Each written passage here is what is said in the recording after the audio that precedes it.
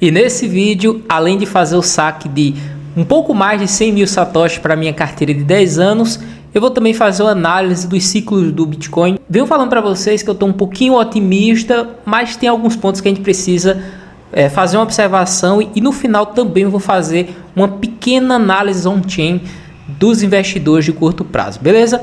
Então hoje é dia 11 de janeiro de 2026, o Bitcoin está cotado a 90 mil dólares e na minha carteira de 10 anos ela já tem um total de 5.594.000 satoshi. Então eu estou utilizando o aplicativo, né, o software Blockstream App, antes era Green Wallet, tá? Tem vídeo no canal aqui embaixo na descrição, tem como você criar, né, essa carteira de Bitcoin. Então eu vou clicar aqui em receber, ele vai gerar um QR Code, tá? Esse QR Code ele vai estar associado a um UTXO, que não necessariamente você vai conseguir visualizar todo o meu saldo com ele não, tá? Isso é que é interessante aqui de Bitcoin, tá? Muita gente confunde a rede Bitcoin com a rede Ethereum e suas segundas camadas, justamente porque com o endereço, né, você consegue rastrear 100% de todo o saldo dessa pessoa. Com o Bitcoin não, tá? Muita gente fala que o Bitcoin, por exemplo, não tem privacidade e tal, mas os UTXOs foram feitos para isso, tá? Então eu vou escanear esse QR Code, tá? E vou registrar na minha planilha, a gente vai dar uma observada de como ela tá? Aí a gente vai conversando um pouquinho também, enquanto não chega, né? Vou clicar aqui, olha, eu vou pagar 40 centavos de dólar novamente para fazer esse saque, vou botar aqui máximo. Enquanto tá enviando para cá, tá? Vamos lá na planilha e já a gente fala sobre os ciclos, tá?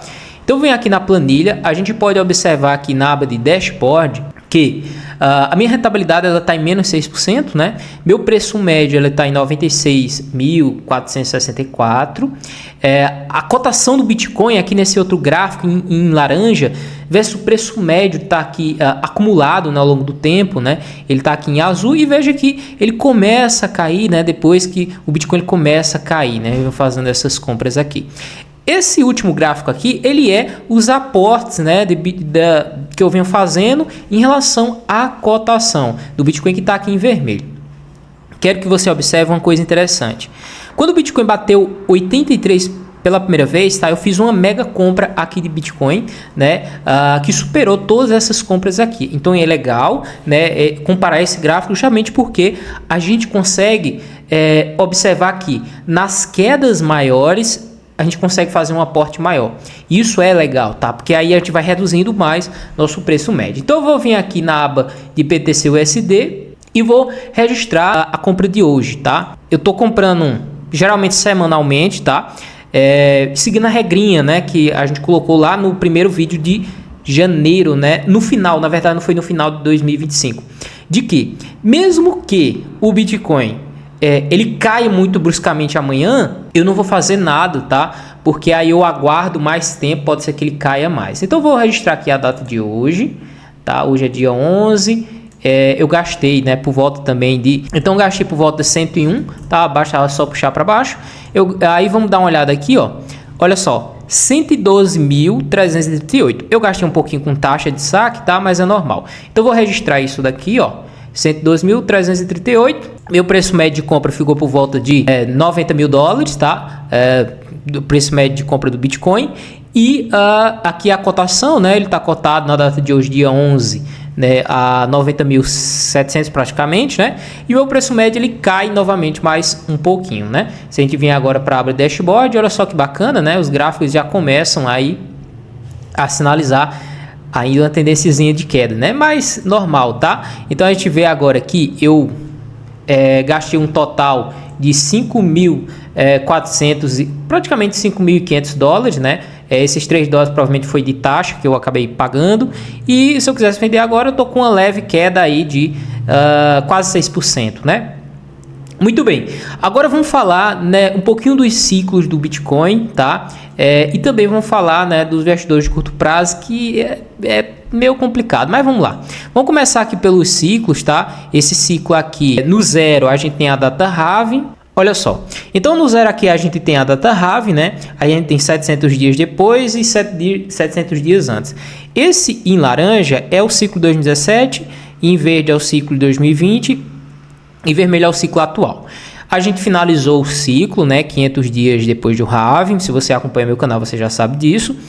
E a gente tem ali, ó, para finalizar 700 dias, a gente tem mais ou menos 3 meses, né? A gente tá 630 dias depois do halving aqui, que é a data zero. Então, a gente tem mais ou menos uns 2 meses para finalizar aqui esses 700 dias.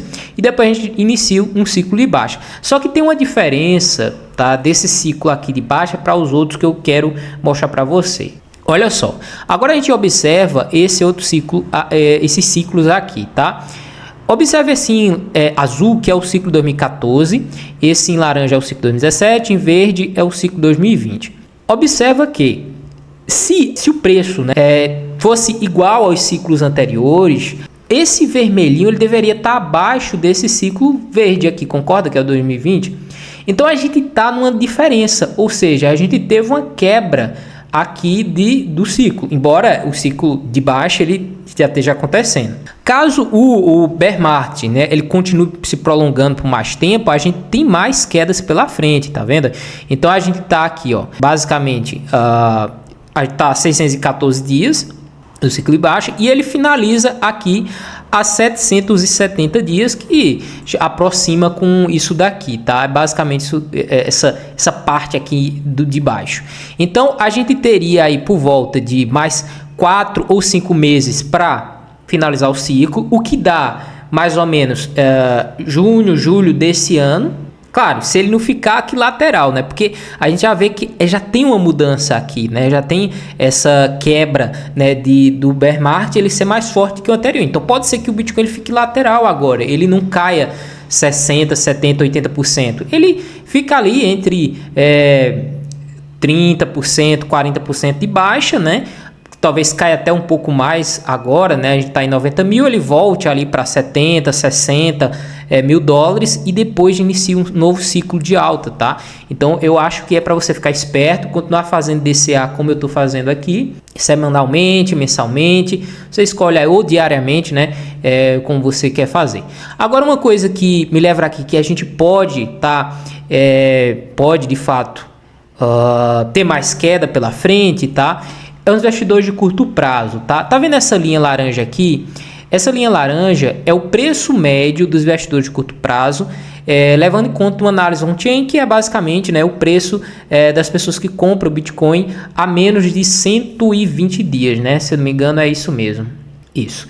120 dias. Então, a gente tem aqui, ó, em preto, o preço do Bitcoin. Agora observa que sempre que o preço está acima do preço médio de investidor de curto prazo, o preço tende a continuar subindo. E quando ele perde essa linha, tá?